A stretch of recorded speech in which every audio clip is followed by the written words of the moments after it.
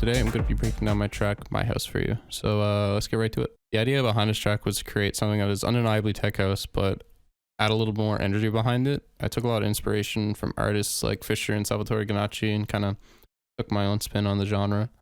The intro starts off with this little fill. This is my house.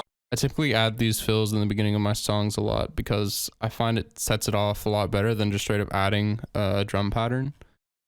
So it's basically just like a little crash pattern. You know, a few drum fills, and then I just threw the main vocal of the track on it. The intro itself starts off with this little brass hit. And then I have, you know, your typical tech house techno drum pattern. And then there's like this little laser effect.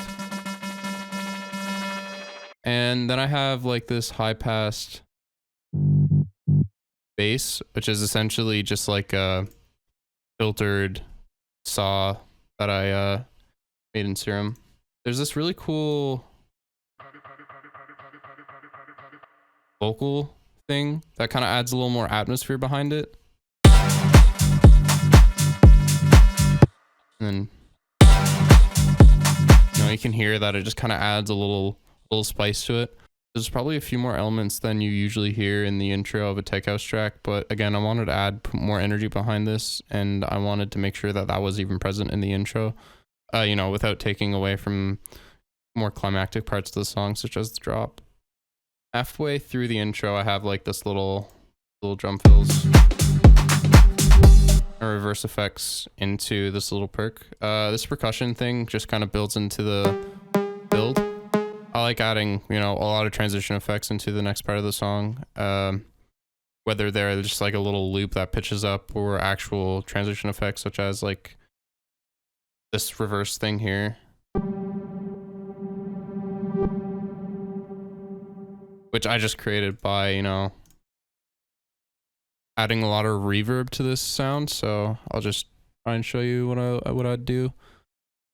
So I would just like turn the reverb up, record that one hit, and then reverse it, and then, you know, throw it in there. I added the sub back into the bass line there. There's this little percussion loop that I absolutely love here.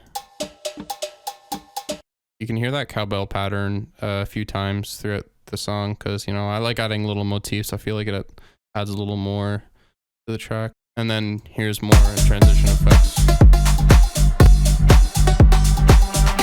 which is this one. I did the same thing except for with a different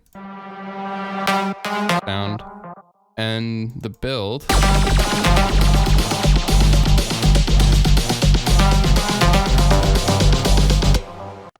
is basically just the main loop from the drop, but watered down a bit. I bounced it so I could, you know, mess with it a little more and repeat it like this without, you know, I find it's just a lot easier to see when you have everything bounced down into an audio file as opposed to a pattern.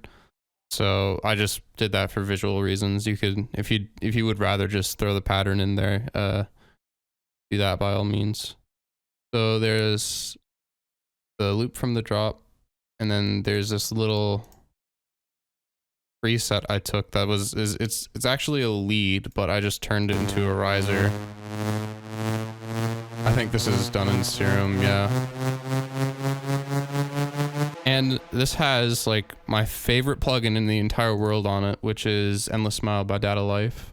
I'll turn off the automation and turn up the knob by myself so you can kind of see what's going on.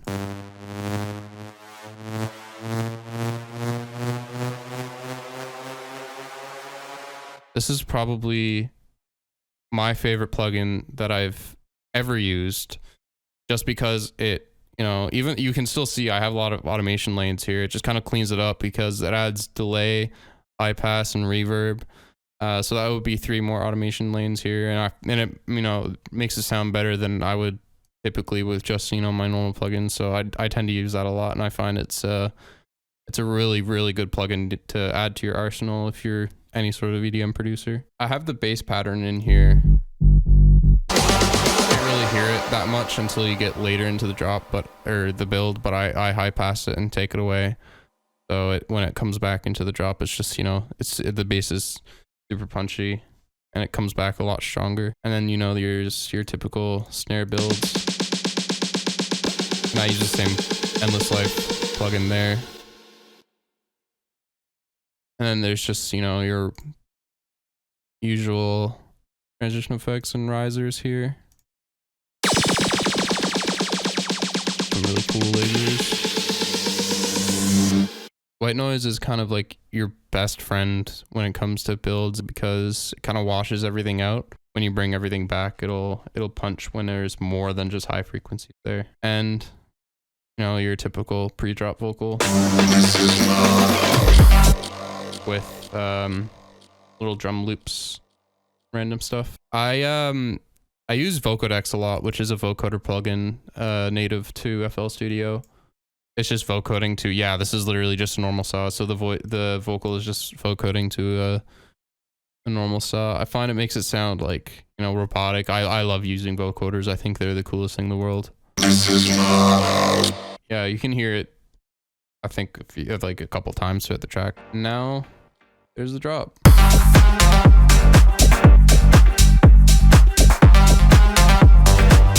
I use the same bass pattern, like, throughout the entire song, and it's literally just one note. It's kind of like a pedal tone. I'm not really scared to use pedal tones like that because I took a music theory class in high school and we actually went over the subject of pedal tones, which is, a pedal tone just means like the same note the entire time, and it kind of adds a little bit of tension. There's even instruments like the bagpipes and the hurdy-gurdy, which kind of their whole purpose is to have that pedal tone there. So, if you have a bass pattern that you like and there's no real movement to it, it's just kind of the same couple notes or even just the one note here, like I wouldn't be scared to use it as long as it has that groove and it does what it's supposed to do. It should work out fine. So the drop just, again, like your typical techno pattern with hi-hat loops and stuff.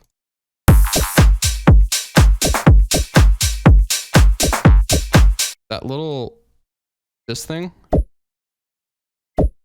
I love that so much. I don't even know why. I just think it's just so silly, so I just threw it in there. And I actually, the beginning of drops, I use white noise a lot. I'll literally put it in for a beat and then just like no downlift or anything. It's straight up white noise for a beat. I couldn't explain why I do it besides the fact that it sounds good. If you stress about any explanation past that in music production, you're gonna kind of hit a wall. This is not rocket science. This is music production. So if it sounds good, let it be. There's another vocal atmosphere thing here, which kind of sounds really awkward. And you can't hear it too profoundly in the mix itself, but if I take it, I'll just play it and then I'll take it out and you'll kind of hear it for yourself.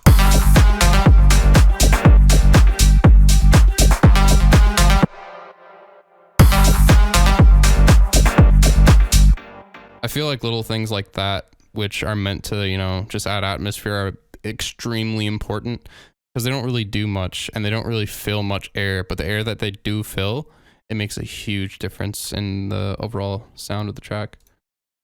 So this is the main lead, if you will. I didn't make it at all. It was just a sample that I stole, I guess, and I love it. I loved it. The instant, like, that was really the foundation and start of this track, really, is when I heard that. So I just, threw it in there with some delay.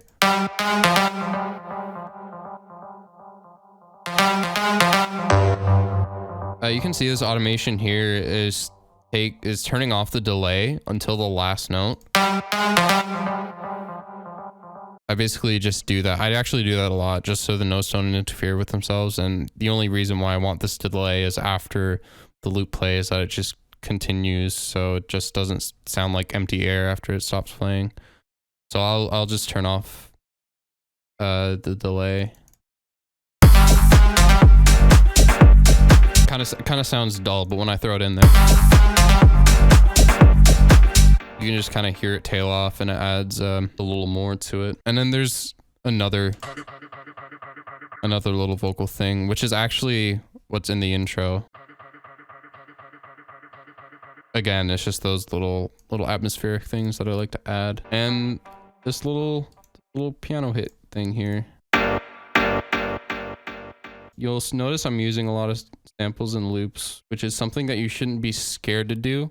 It's your song at the end of the day. Again, it's not rocket science. We're not competing to be best sound designers in the world. We're just trying to make our own music that we love, and hopefully we can share with the world and other people will love it as well. Halfway through the first section of the drop, I'll add transition effects.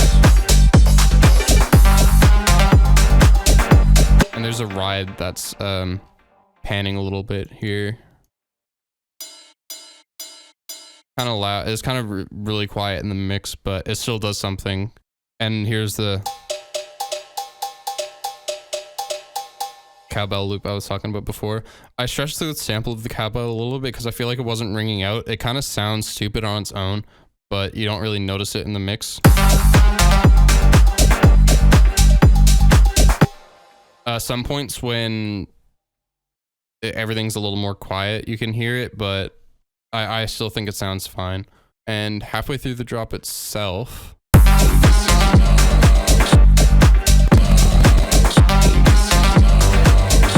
I added the main vocal, and I changed the cowbell just to be one note because I found it was interfering and clashing with other elements, especially the vocal when it was playing several notes. I feel like it got a little too cluttered, so I simplified it a little bit. Some more transition effects and this little vocal thing. I actually adore this sample. I think it's a Vengeance sample. And then it just goes into the break,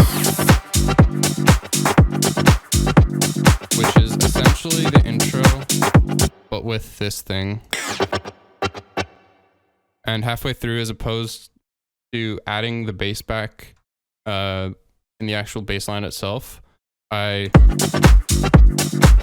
just add an actual kick with more bass, because it starts off with kind of like a top kick.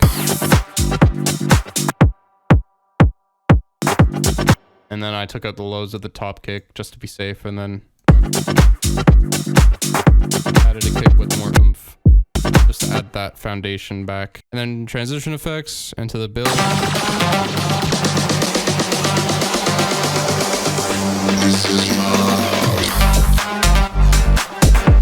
And you can hear when the drop goes again, I don't add the drum loop back for a measure. Yeah, I leave the drum beat out for a measure, and then there's this weird thing there just to fill the gap and change things up. And then it goes back to the typical drop, and then it goes to the outro, which is just drum beat, laser pattern, cowbell. Basically the intro, but reverse. And then the jump and action, the bass, the kick gets taken away, just to bring things down slowly. And then there's this white noise uplifter coming up. And then I added a more processed version of the drop vocal, and then just delayed it out. And then track is over. And that is it. I hope you enjoyed the video. I didn't go through a lot of the plugins that I use. I just kind of want to go through my thought process on creating tech house tracks and why I add certain elements. But if you have any sort of questions, you can message me on my Instagram. I am more than happy to answer any sort of music production questions you have. Until then, stream my track My House, which is out now on NoFace Records. And hope you have a good one. Thank you so much.